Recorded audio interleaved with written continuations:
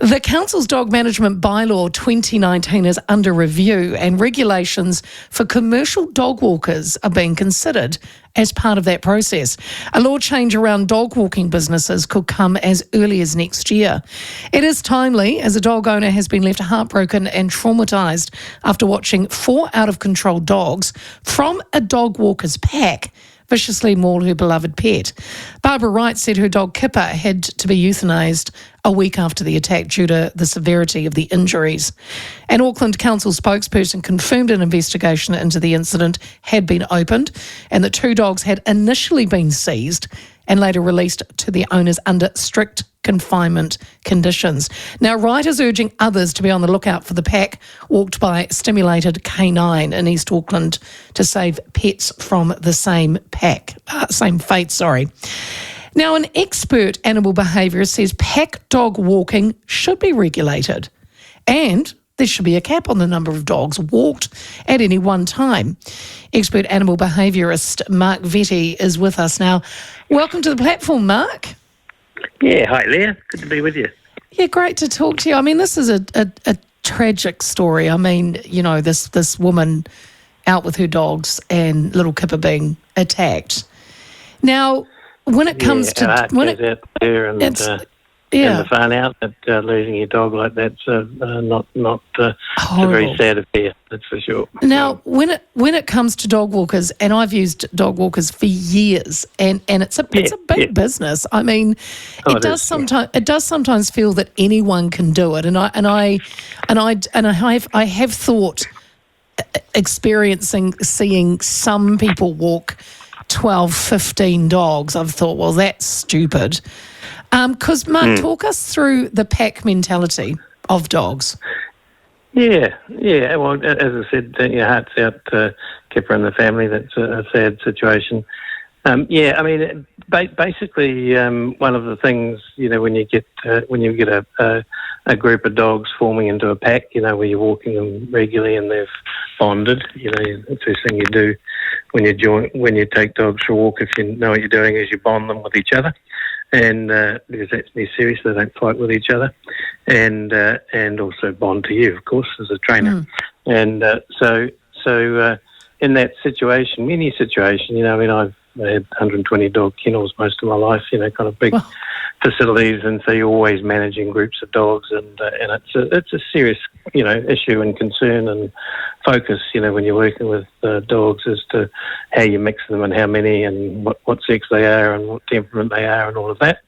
So, but when you get certain dogs together and they form a good bond, a strong bond, they'll often, if an altercation occurs outside of the group or around the group, you know, they can quite easily pack in that situation, you know, where you get 2 or 3 packing in on one dog, you know, and, you know, it's not pretty and it's not what you want to happen, and it's certainly something you need to understand the potential for. So, you know, when you're pack walking, you know, there's a lot more to it than often meets the eye if you haven't done a lot of it and you haven't worked with dogs intimately and understand their communication and their social structure and, you know, the way they behave. You really need to have that knowledge when you're taking anything more than 2, even 2 or 3 dogs, you know, and once you get more than one dog, for most people, you know, it's an out of control situation. So, you know, normally if you know what you're doing, you know, I mean, you know, as I said, I've worked for 50 years with large numbers of dogs, and I think, you know, anything over 10 dogs under your direct control, and even ideally 8 is a better number. You know, with an experienced professional, is starting to get tricky. You know, and if something like this happens, you know, you've got a number of them contained or constrained on lines, and then one, you know, something happens and they rev up and have a scrap between 2 dogs outside the pack. Then you'll get other dogs pulling into the situation if you're not careful, and you know, multiplying the gravity of the situation. And so you know, so really it's that packing behaviour that you're trying to avoid. But even just one dog attacking a small dog is going to potentially cause serious injury. So you've got to, you know, Mark, you've responsibility. You've mentioned 10. So do you believe there should be a cap on the number of dogs walked at one time? Well, the interesting thing is it's now up for discussion, and there's been a small group formed, and by the looks of it, and I think they're working on the San Francisco standards, which are 8, and the British standards are 4.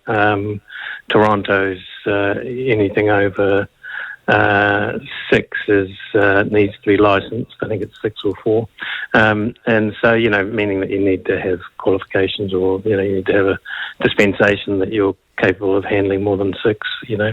There's standards around the world, and and we're getting to the situation now in Auckland in particular, but also in the big cities, that when you're trying to walk more than 4 or 5 dogs kind of together through a social area, park, whatever, the types of areas that we all walk our dogs, and you come across other dogs, you need to have them under good control, and then that's either on lead, ideally, and if they're not, then they're under good recall control.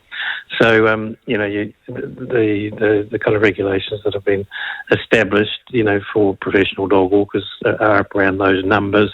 So, we'd be, we certainly don't want over 10, if we're getting up around that type of number, I think is, and I don't know whether that's exactly what happened in the situation, or there's some inference that it was up in those kind of numbers. You start to lose control, and if something goes wrong, the worst thing, there's one thing having general control, and, you can look flash walking through a park, and everything everyone's doing, walking at attention, but it's when something flares up, and sort of one of the dogs gets triggered, and you've got an altercation, and that altercation can multiply quickly, and so therein lies the issue that happened here, and it's not what should be happening. No, Mark, could you give me those numbers again? So standards around the world. So British was 4, Toronto was 6. What was the other one? Yeah, British is 4 to 6, and Toronto's 6, I think, and then you've got to have a licence to have any more than 6. San Francisco's 8, and wow. And the current there's 3 women, I think, getting involved in setting some standards post an incident that happened, and trying to I did this in the Boarding Kennel and Cattery Association many years ago when I started into the industry back in 1980 something, and so we set that organisation up, and that went for about 20 years. It's kind of there now, but it does require that within the industry you've got enough people to administer it and design it and all that. And sometimes it's better to send it to government or SPCA or councils or something like that, which is kind of what happened in the end there. So, setting standards is one thing. It takes some effort, but, the demand is definitely, as you've been aware, when you're walking your dogs, everyone gets to, at some stage they'll come across a pack walker with a pack of dogs, and you see it in the domain quite a bit. You see it up in the